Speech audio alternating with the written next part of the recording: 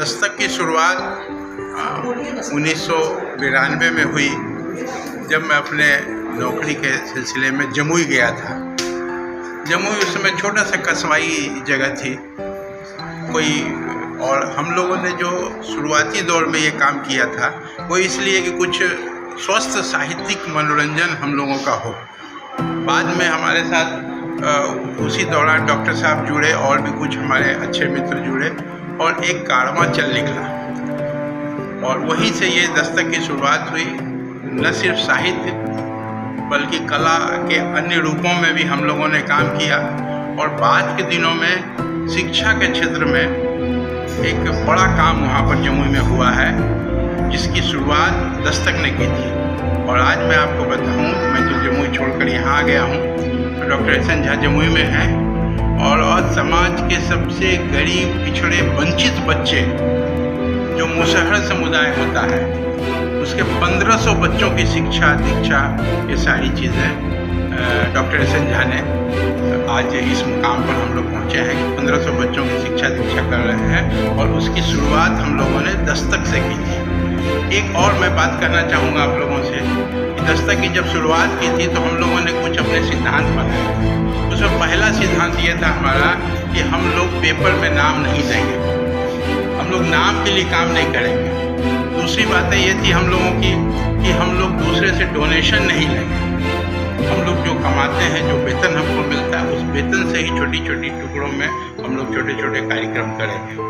और हमें खुशी है कि आज जमुई के लोगों का सहयोग मिला, यहाँ के लोगों का भी सहयोग मिल रहा है, और मुझे उम्मीद है कि दस्तक यहाँ भी उसी ढंग से पल्लवित पुष्पित होगी जिस ढंग से जमुई में हुई। जैसे दस्तक आज दस्तक है, कोशिश।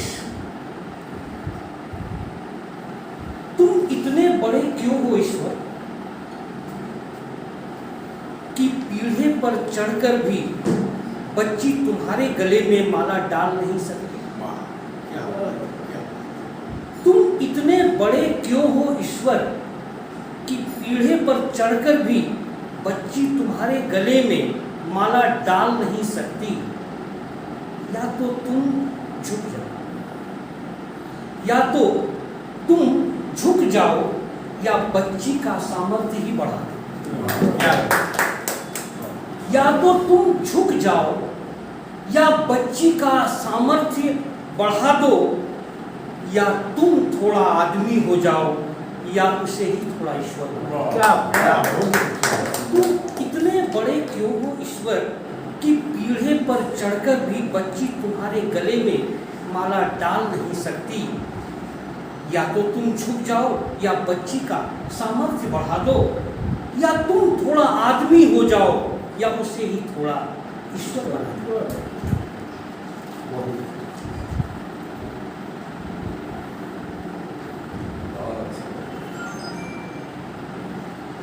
एक कविता है उत्सव के बाद। व्याकरण दोष मुझ में होगा, उसको माफ कीजिएगा पहले से। शंकर मोहन झा जी से मैंने कहा हुआ है कि सुधारते चलेंगे। थम गई शहनाई, शीर्षक है उत्सव के बाद। थम गई शहनाई, सूखे फूलों को कहा गया हटो। थम गई शहनाई, सूखे फूलों को कहा गया हटो। अशोक के पत्ते छीन लिए गए, अशोक के पत्ते छीन लिए गए। कांपती हुई दीप शिखा में माँ आंगन बुहारती रोती रही। कांपती हुई दीप शिखा में माँ आंगन बुहारती रोती रही। जैसे सूरज से डर गई हो नदी, जैसे सूरज से डर गई हो नदी। थम गया शोर, मित्रों ने विदा ली, थमाकर स्नेहोपहार। थम गया शोर, मित्रों ने विदा ली, थमाकर स्नेहोपहार। लौटती गई आंखों में दुआ थी तो अपना न होना भी था।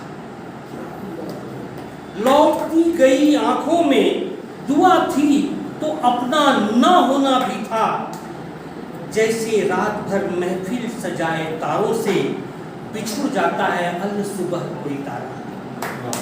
जैसे महफिल सजाए रात भर महफिल सजाए तारों से बिछुड़ जाता है अल सुबह कोई तारा, मैं भी छूट गया हूँ तारों से आकाश से, मैं भी छूट गया हूँ तारों से आकाश से, शहनाइयों और शोर के बीच सूखे पत्तों, सूखे फूलों और विवाह में आई विधवाओं की तरह उदास और उदास। मैं भी छूट गया हूँ शहनाइयों और शोर के बीच, जैसे सूखे फूलों और विवाह में आई विधवाओं की तरह उदास और उदास। एक और कविता जिसका शीर्षक है संभावना, सर देखेंगे। धूप का पीछा करती जिंदगी, धूप का पीछा करती जिंदगी जाड़ों में जैसे बच्ची पिता का हाथ पकड़कर छोड़ देती है अचानक। धूप का पीछा करती जिंदगी जाड़ों में जैसे बच्ची पिता का हाथ पकड़कर छोड़ देती है अचानक, फिर पकड़ लेती है। एक दिन पिता का हाथ छूट जाता है, एक दिन पिता का हाथ छूट जाता है, बच्ची बड़ी हो जाती है और उसके हाथ थाम लेता है कोई नया शिशु। एक दिन पिता का हाथ छूट जाता है, बच्ची बड़ी हो जाती है और उसका हाथ थाम लेता है नया शिशु। मैं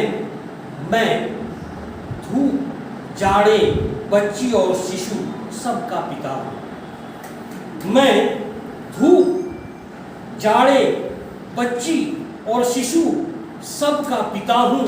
हाथ थामता हुआ, अकेला होता हुआ, हाथ बढ़ाता हूँ। सबका पिता हूँ, हाथ थामता हुआ, अकेला होता हुआ, हाथ बढ़ाता हुआ।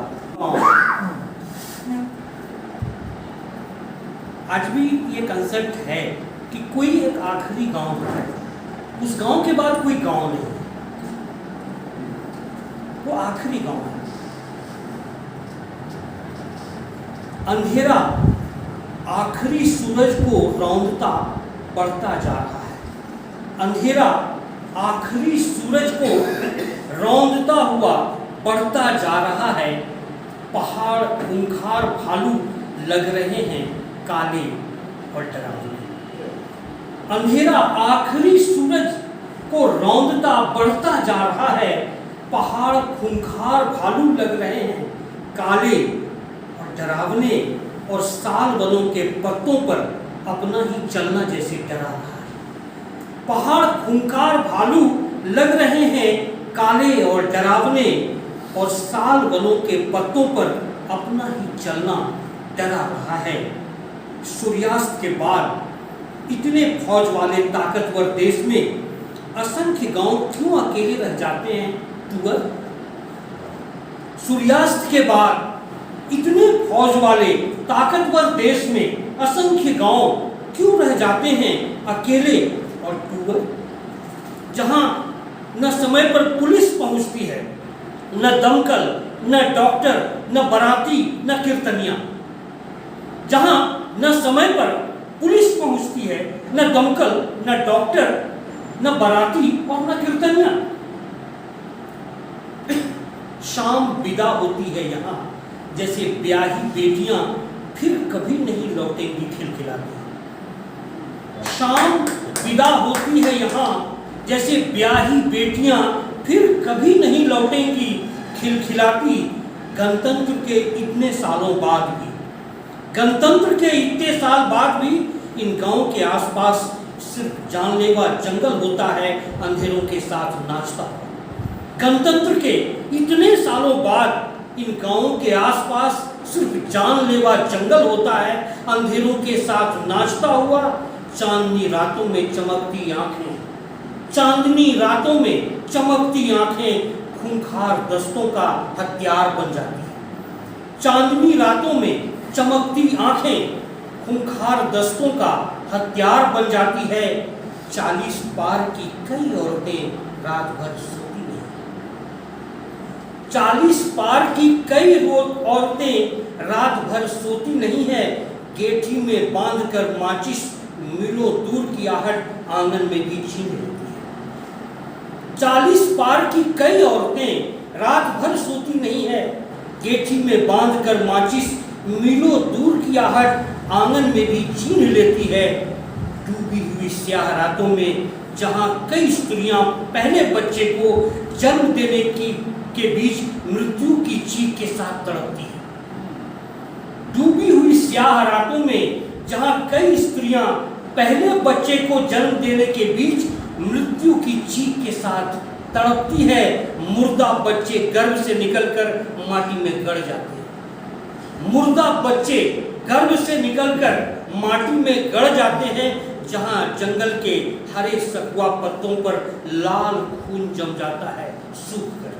जहां जंगल के हरे सकुआ पत्तों पर लाल खून जम जाता है सूखकर, और जहां लड़कियां जितने तहखानों या दरबेनुमा घरों में छुपाकर रखी जाती हैं, इस मृत्यु की रक्षा के लिए उन रातों में उतना ही वे लंपट गर्भ धारण करती हैं।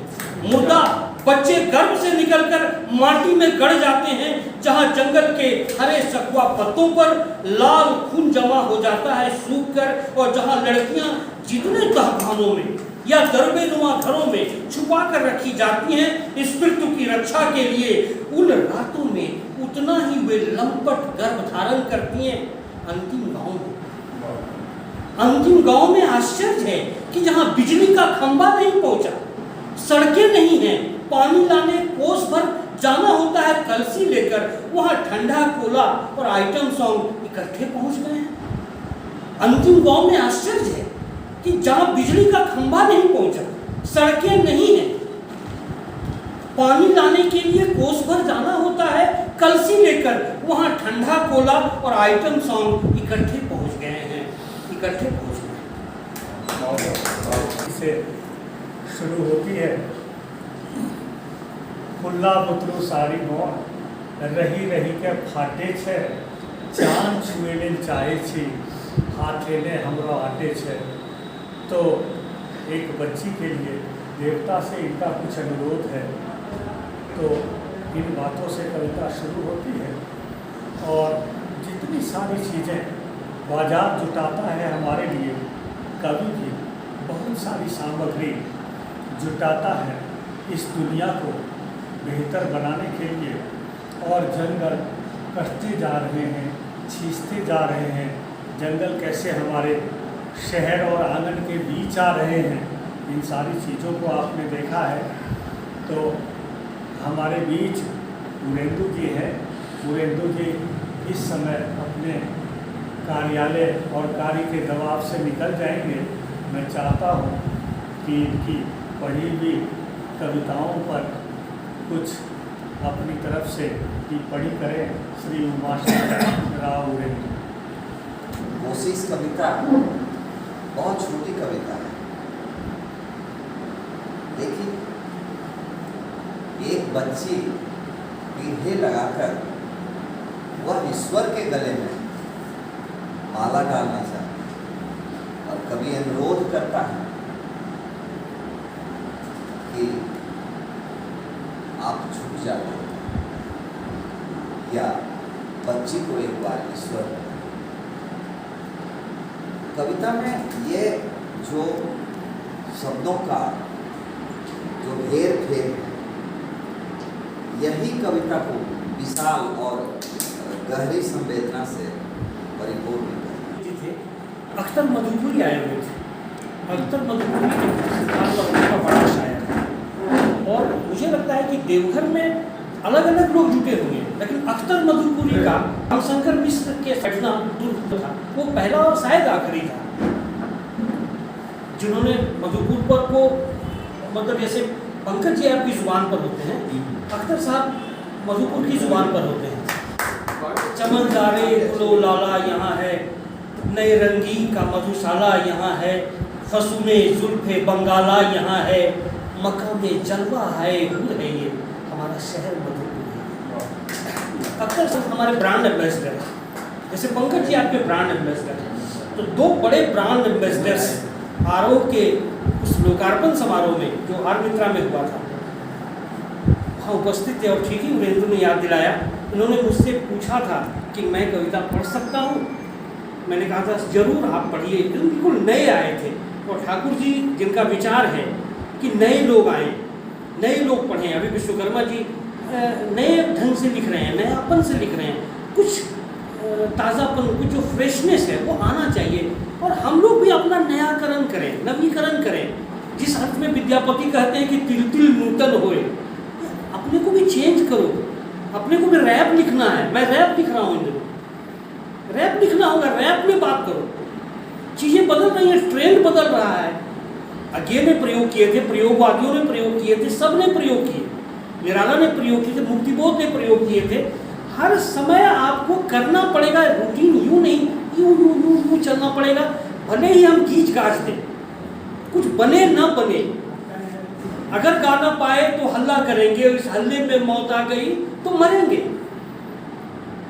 कुछ इस मिजाज में काम करना पड़ेगा। एकदम से बनी हुई जो परिपाटी है, एक सिस्टमेटाइज जो पैटर्न है कि हम इसी राहुल द्रविड़ की तरह इसी स्टाइल में बैटिंग करेंगे नहीं। कभी कभी हेलीकॉप्टर शॉट भी लगाना पड़ता है, प्रयोग करने पड़ेंगे, शब्दों में भी, बिंबों में भी, भंगिमाओं में भी, अदाओं में भी, अंदाज में भी, अप्रोच में भी, एटीट्यूड में भी। एक कविता है स्थिति।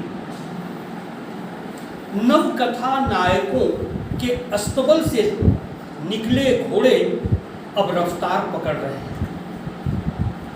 नवकथा नायकों, सिन्हा साहब, नवकथा नायकों के अस्तबल से निकले घोड़े अब रफ्तार पकड़ रहे हैं। इतिहास पुरानी खिड़की का शीशा है जी, इतिहास पुरानी खिड़की का शीशा है क्यों।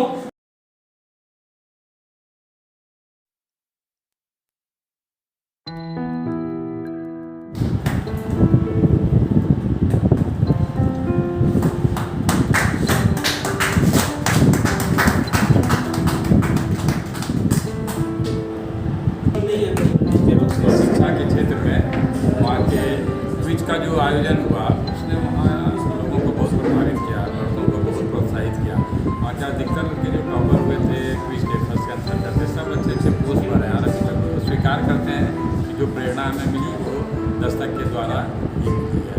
तो हम लोग का ये प्रयोग था कि यदि 10 लोग किसी शहर में जमा हो जाए साहित्यिक कार्य के लिए, सांस्कृतिक कार्य के लिए, तो शहर में विकास काफ़ी होता है। और देवघर में भी हम लोगों ने करना चाहा, आप लोग भी रिटायर कर गए हैं तो अभी कुछ समय है तो फिर से हम लोग दस्तक को यहाँ जीवित करेंगे और फिर उसी लाइन पर काम करेंगे। सभी मित्रों, अनुशासित विद्वत समुदाय और विशेष रूप से आमंत्रित हमारे डॉक्टर पीयूष, इनका अभी जो काव्य पाठ हुआ, आदमी का साहित्य से जुड़ने का जो मूल कारण है, उस भाव को नई कविता में किस तरह पिरोया जा सकता है, इसका उदाहरण दिया डॉक्टर साहब की कविता में। देखो, इनकी छोटी कविता की एक छोटी बात कितनी बड़ी होती है जब ईश्वर से प्रार्थना की जाती है, या तो आदमी थोड़ा सा आदमी बन जाए, या इस बच्ची में थोड़ा ईश्वरत्व तो आरोपित कर। कवि मंत्र यही तो चाहता है, यही समभाव जिसे अपने शब्दों में, अपने क्या कहते हैं प्रतीक के द्वारा कवि ने हमारे सामने रखा। और चाहे अनचाहे, चाहे आप कितनी भी सुसुप्तावस्था में, जैसे कविता सुनते सुनते एक आदमी हिप्नोटाइज होता है, और उस हिप्नोटिज मतलब अचेता अवस्था में अगर अचानक मन से वाक निकले तो वो सारा श्रेय उन पंक्तियों को जाता है जहां आपने वाक किया। ये मुशायरे का महफिल है नहीं, चाहे पंक्ति पढ़ी जाए या ना पढ़ी जाए, उसका कोई अर्थ निकले या ना निकले, सामने से वाहवाही जरूरी है। जैसा अभी बाइट देते हुए डॉक्टर साहब ने भी ये बात कही कि शोर ने साहित्य और संगीत को खाने का काम किया और हम उसे बचाने की कोशिश में ऐसे आयोजन में आते हैं। प्रश्न कविता का उठता है। फेसबुक पर डॉक्टर साहब की कविताओं के मुरीद हम भी हैं। जब गर्मी की शुरुआत में गन्ने के रस में नींबू और पुदीने का रस मिला के कविता आ रही थी, तो हमने इनको कहा था कि पूरी कविता तो अपनी जगह पे है, लेकिन पढ़ने के बाद जो प्रभाव पड़ता है वह आपका मुरीद बनाने के लिए काफी है। अगर अभी जो पाठ था इसमें हम उस अंतिम गांव की इनकी जो कल्पना है, यह कल्पना एक कवि की कर सकता है। निश्चित रूप से अगर शुरू है, हम बीच में हैं, तो अंत कहीं है। हम बार बार अपने राजनेताओं की राजनीतिक घोषणा में यह सुना करते हैं कि अंतिम व्यक्ति तक यह लाभ पहुंचे। हो सकता है वह स्रोत,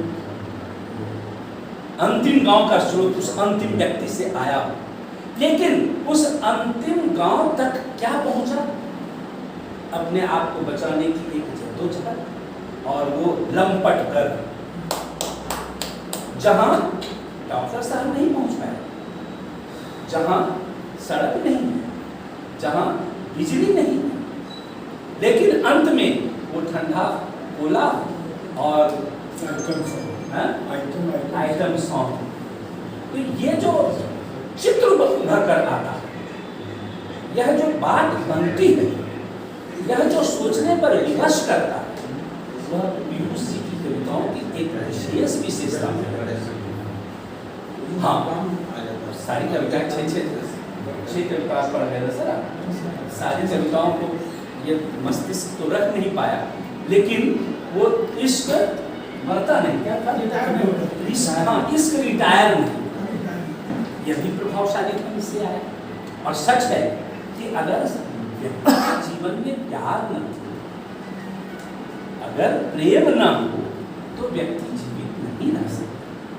हम पेट के नाम पे, रोटी के नाम पे, भूख के नाम पे, आवश्यकता के नाम पे, उत्तरदायित्व के नाम पे भले उस प्रेम तत्व को कुछ देर के लिए बगल करने की कोशिश करते हैं, लेकिन सच यह है कि वह प्रेम तत्व हमारे बीच में हमेशा रहना है, चाहे वह शरीरी हो, अशरीरी हो, मैटेरियल रूप हो उसका, रोमांटिक हो या प्लेटोनिक हो, वो चाहे जिस फेज में रहे, लेकिन उसका रहना उसका अनिवार्य गुण है, और उसके बगैर हम रह नहीं सकते।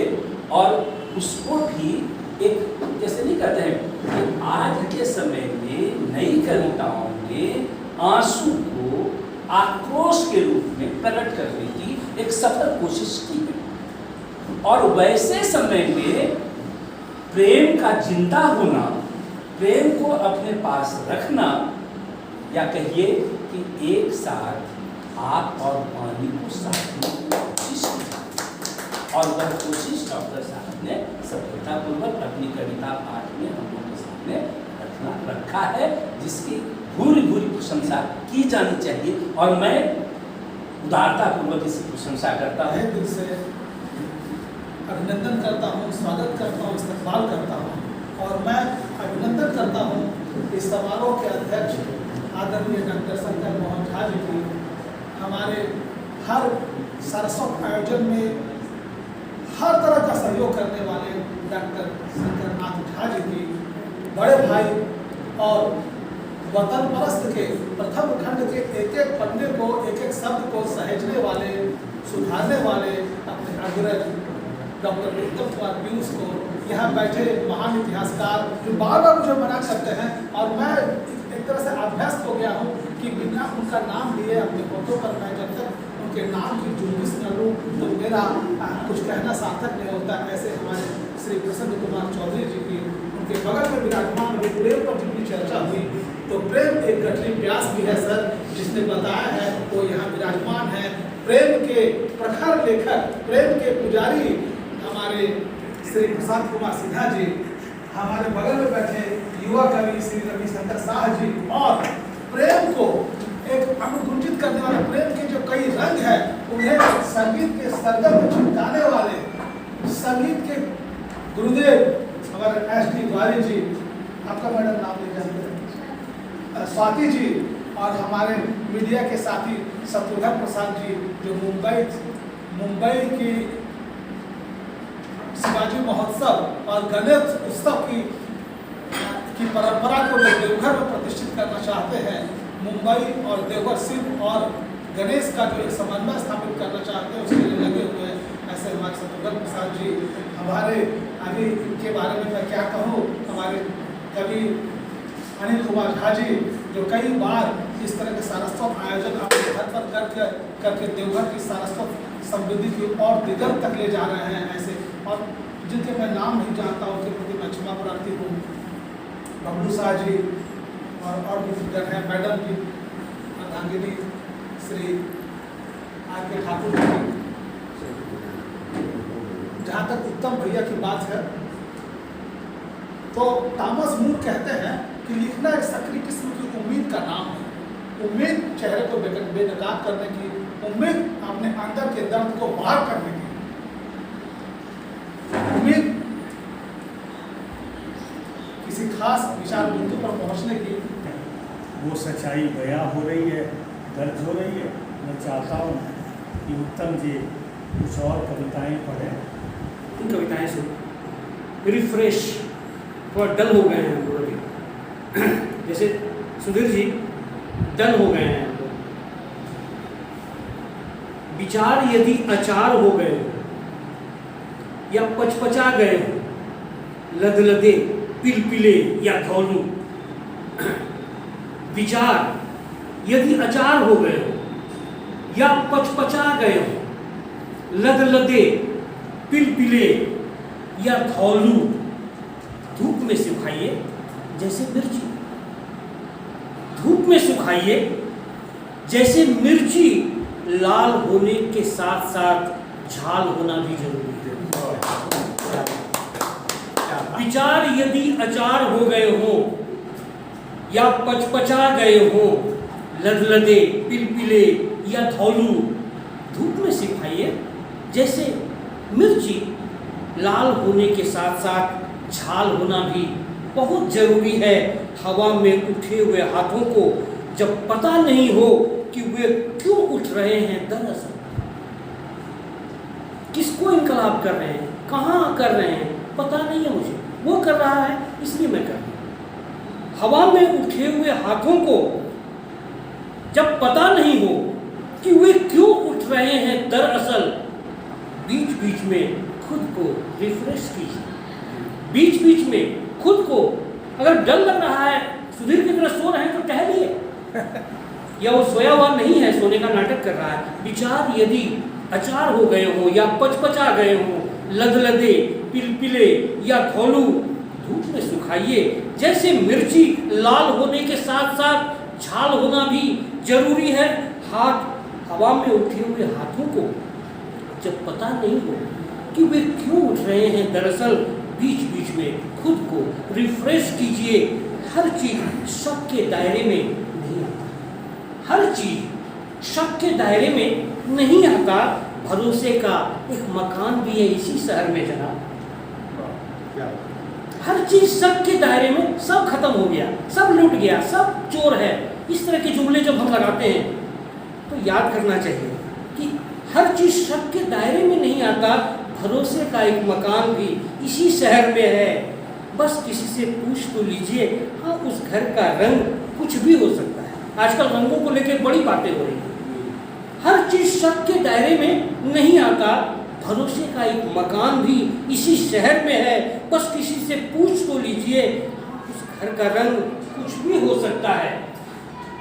जबरदस्ती, अंतिम कुछ पंक्तियां हैं इस पर, कि जबरदस्ती लदे हुए थैलों या विचारों को लेकर ज्यादा दूर तक चल नहीं सकते।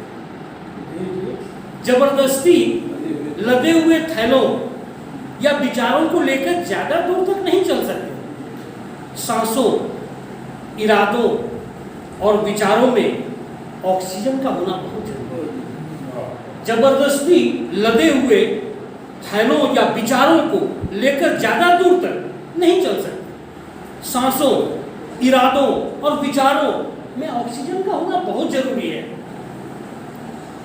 दूसरी कविता, इसी शहर में हम अपने शहर को अलग अलग तरह से पहचानते हैं। दरअसल शहर में जो लोग हैं, जो तरीके हैं, ब्रह्म राक्षस रात में जगते हैं,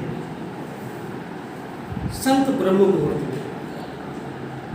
ब्रह्म राक्षस रात में जगते हैं, संत ब्रह्म मुहूर्त में।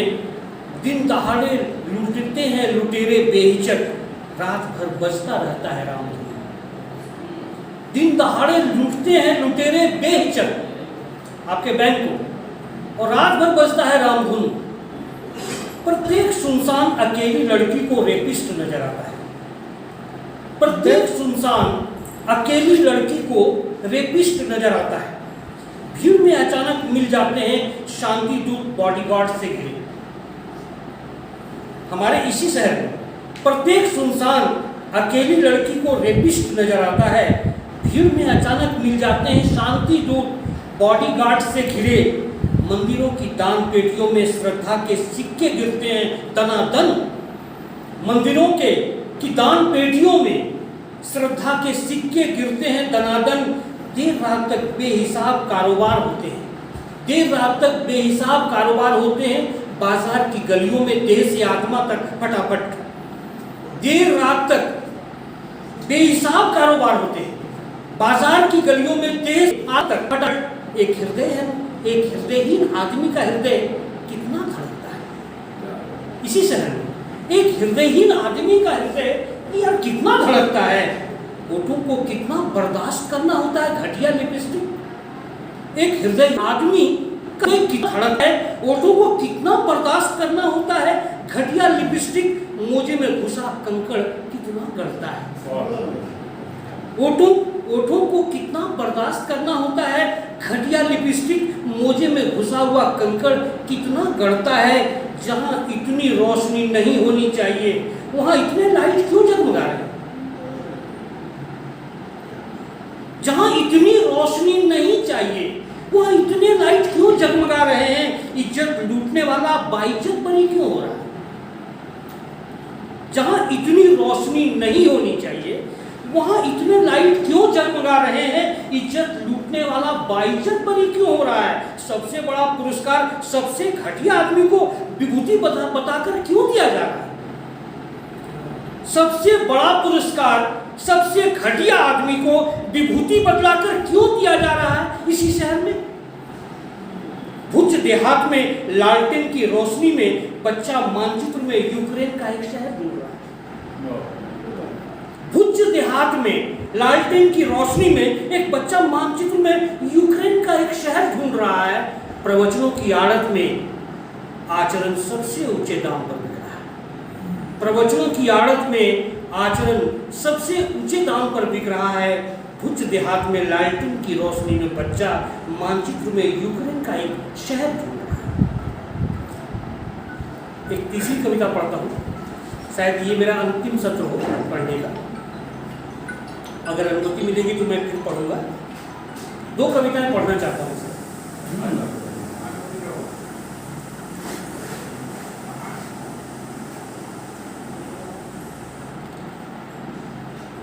हम जो अक्सर आजकल जैसे प्रोग्रेसिव राइटिंग करते हैं या जिसे एग्रेसिव राइटिंग करते हैं, उसमें हम बहुत सारी चीज़ें छूट रही हैं हमारी। हमें कानों में कुछ और भी आवाज़ें आ रही हैं, कुछ और भी सुगंध आ रहा है, और भी एहसास हो रहा है, वो चीज़ें छूट रही हैं। तो कभी कभी चीज़ें उस तरह से आ जाती हैं। मैंने मानसून को तो देखा, लेकिन प्री मानसून पर मेरी ये कविता है, अभी तुरंत मैंने लिखा ही है, तो मुझे जो महसूस हुआ मैंने लिख दिया। बना ना बना, ये लाल बत्ती पर खड़ा है सूरज, जैसे हो कोई आग बांधे हुए ट्रक। लाल बत्ती पर खड़ा है सूरज, जैसे हो कोई आग बांधे ट्रक। स्कूली लड़कियों की तरह झुंड में गुजर रहे हैं बादल। स्कूली लड़कियों की तरह झुंड में गुजर रहे हैं बादल।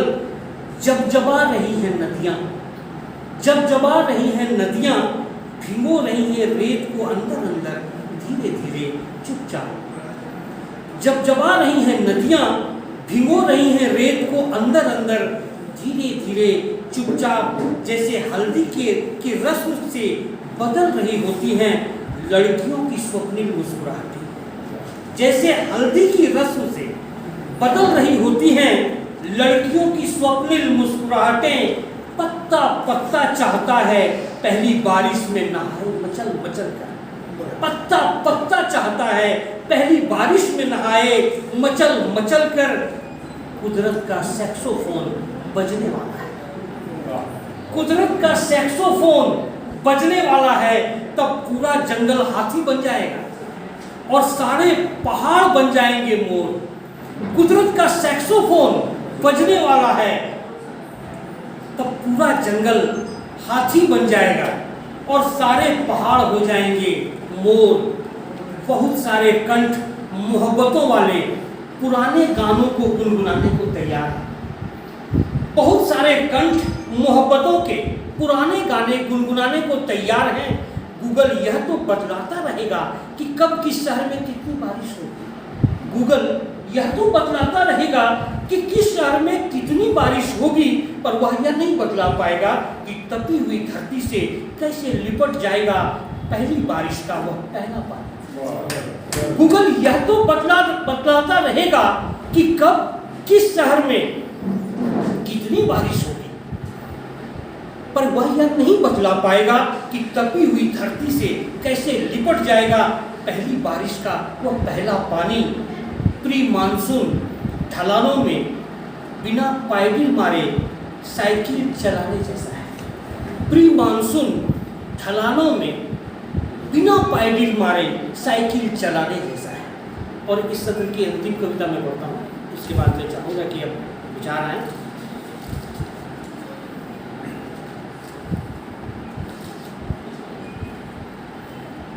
जंगल शीर्षक है विभ्रम।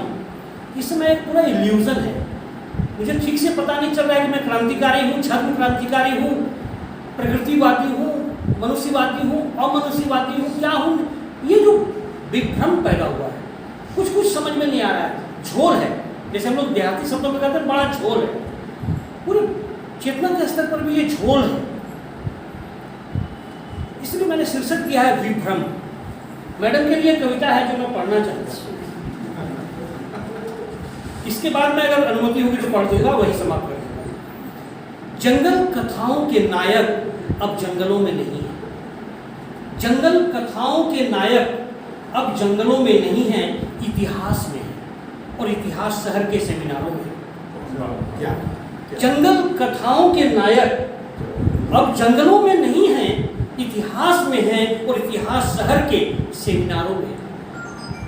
स्वर्ण हिरणों के स्वप्न देखकर उठा हुआ आदमी, स्वर्ण हिरणों के स्वप्न देखकर उठा हुआ आदमी चकित है जानकर कि एक बारिश भरी रात में एक गुलजार सड़क एकदम से गायब कैसे हो गई। स्वर्ण हिरणों के स्वप्न देखकर उठा हुआ आदमी चकित है जानकर कि एक बारिश भरी रात में एक गुलजार सड़क एकदम से गायब कैसे हो गई। और किसी घर लौटते आदमी का कत्ल देर रात इतनी बेरहमी से कैसे हो गया, चकित है जानकर। बच्चा कपस रहा है स्कूल बस की हॉर्न सुनकर, बच्चा कपस रहा है स्कूल बस की हॉर्न सुनकर, फिर भी एक जनरेशन नेक्स्ट रोबोट बनाने की जिद में लगे हैं हम सब।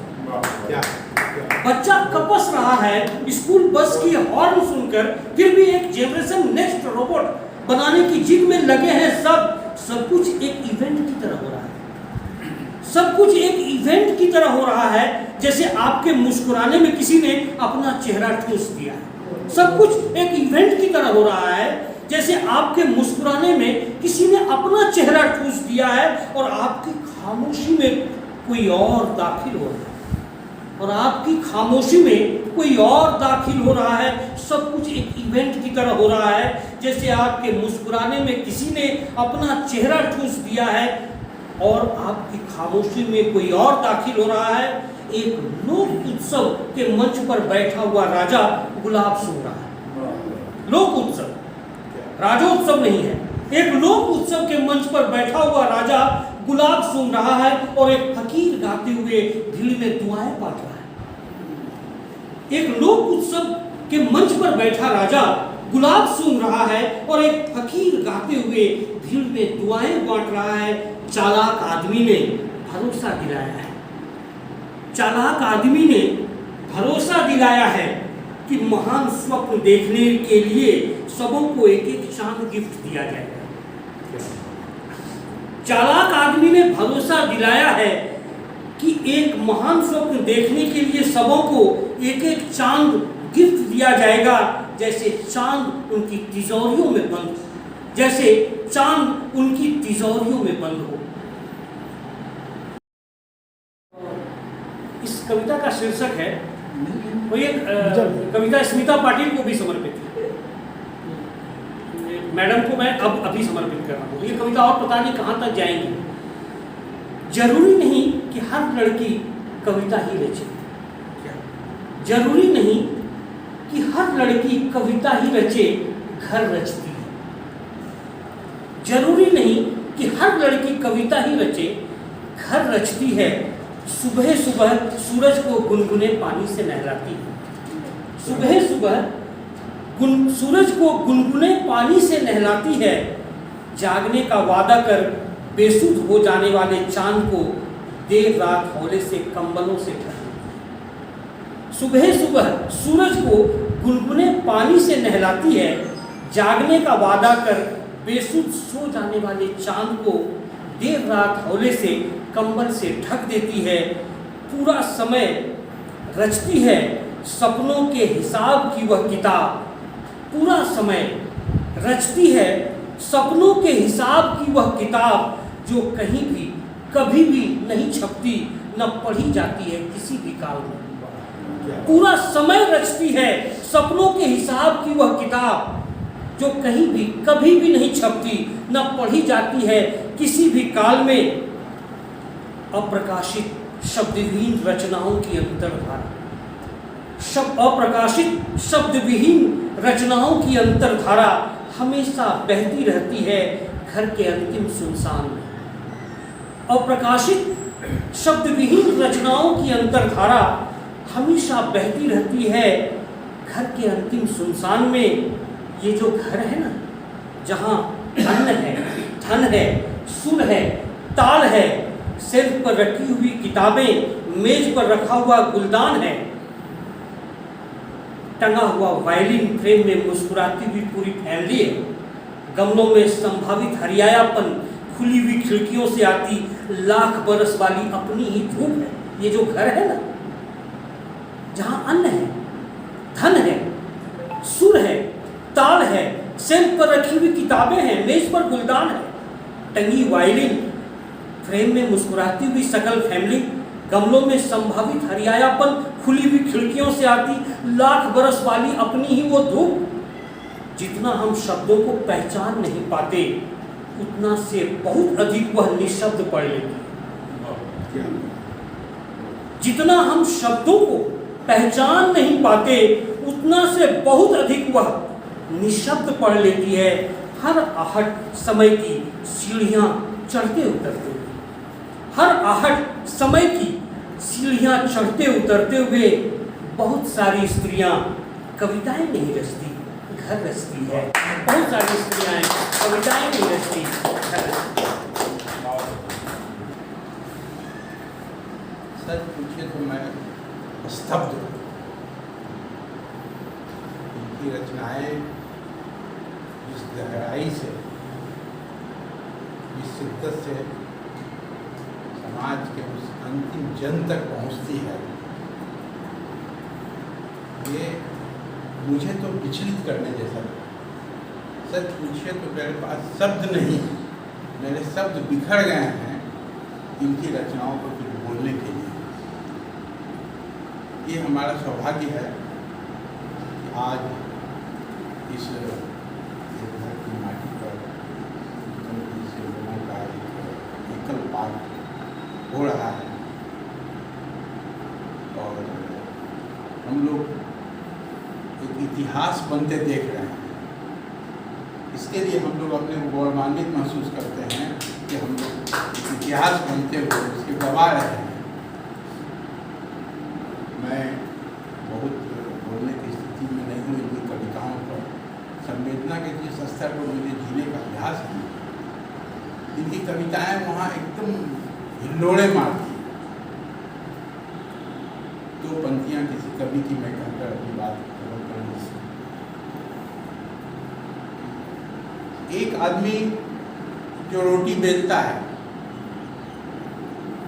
एक आदमी जो रोटी खाता है, एक तीसरा आदमी जो रोटी बेलता है न रोटी खाता है, वो रोटी खेलता है। एक तीसरा आदमी जो न रोटी बेलता है न रोटी खाता है, वो रोटियों से खेलता है। मैं पूछता हूँ हिंदुस्तान की संसद से, ये तीसरा आदमी कौन है? हमें अफसोस है कि संसद भी मौन है, और जब जहाँ संसद मौन हो जाती है वहाँ साहित्य मुखर होता है। और इसी मुखरता को हमारे उत्तम जी ने यहाँ रेखांकित किया है। उनकी सारी कविताओं का जो मूल स्वर है वो समाज का सबसे अंतिम जन है। इस माइक्रो लेवल पर उन्होंने पकड़ा है उन चीज़ों को और एक सही शब्द दिया है उन्हें। मैं यही इनकी कविताओं को, इनकी रचनाओं को एक महान रचना बनाती है, और इस महान रचना को हम लोग सुन रहे हैं। ये हम लोगों के लिए सौभाग्य की बात है। धन्यवाद। उत्तम जी के प्रिय कवि और निबंधकार हंस कुमार तिवारी के शब्दों में कहें तो कविताएं उजाला इस तरह से लाती हैं कि जैसे झकझक चांदनी की जैसे दूध उपनाया है, झकझक चांदनी की जैसे दूध उपनाया है, उबाल खाकर गोया संभल नहीं पाया। अब मैं आग्रह करता हूँ, जो पिता के घर बहुत दिन नहीं रहती, जो पिता के घर बहुत दिन नहीं रहती। सबसे बड़ी बात कहूँगा कि एक बार उन्होंने कहा, इनको याद नहीं उत्तम की उसको कि वो थक गए होंगे, तो मैं श्रोताओं की ओर से एक बात आपको कहना चाहूँगा कि गुरुदेव टैगोर ने ही कहा है, जे खाने प्रेम नॉइट से खाने दुआर सभा से खाने गाँव जागे। सही बात। तो यहाँ प्रेम ही प्रेम है। प्रेम होता तो बहरों की सभा हो जाती है, तो गाना जगता नहीं। पानी नहीं। किसी भी रचना के लिए या संगीतकार के लिए सबसे सुखद और अच्छा पल होता है स्वयं अपने आप को सुनाना। तो मुझे बहुत अच्छा लगा कि भाई उत्तम पीयूष जी ने आज अपने आप को सुना। अनंग का प्रहार कैसे हो पुकार, बस समर्पण और स्वीकार, बारंबार आवस की पुकार, मन मादक बयार, इस पार उस पार हृदय के आर पार, सिंधु से सरिता होती एकाकार। कम लिखना है। मेरी कहानियों पर कितनी मशक्क़तें की गई होंगी संपादकों ने, धर्मवीर भारती कांग्रेस को जिन्हें या लोगों ने, तो कहना मुश्किल है। खैर वो सब बात अलग है। ठहरी हुई थी, लिखनी ठहरी हुई थी। ये 15 साल पुरानी घटना है, 15 साल पुरानी, 2000 नहीं, 2007। वहाँ मैं मोतिहारी में पोस्टेड था। उसी से संबंधित 2-4 लाइनें, उसके बाद अपनी कविताओं पे आऊँगा। कि शौकीन हम आम के थे, दोस्त जितने भी थे सब नाम। शौकीन हम आम के थे, दोस्त जितने भी थे सब नाम के थे। शेर शायरी शबाब ने लूटा है, शेर शायरी शबाब ने लूटा है हमें, वरना आदमी हम भी बड़े काम के तर्ज न उतरा, मेरी पे कोई तर्ज न उतरा, मेरी बोली पे कोई उसे मिलने वो दर्ज न उतरा, बोली पे तर्ज न उतरा, से लोग दर्ज न।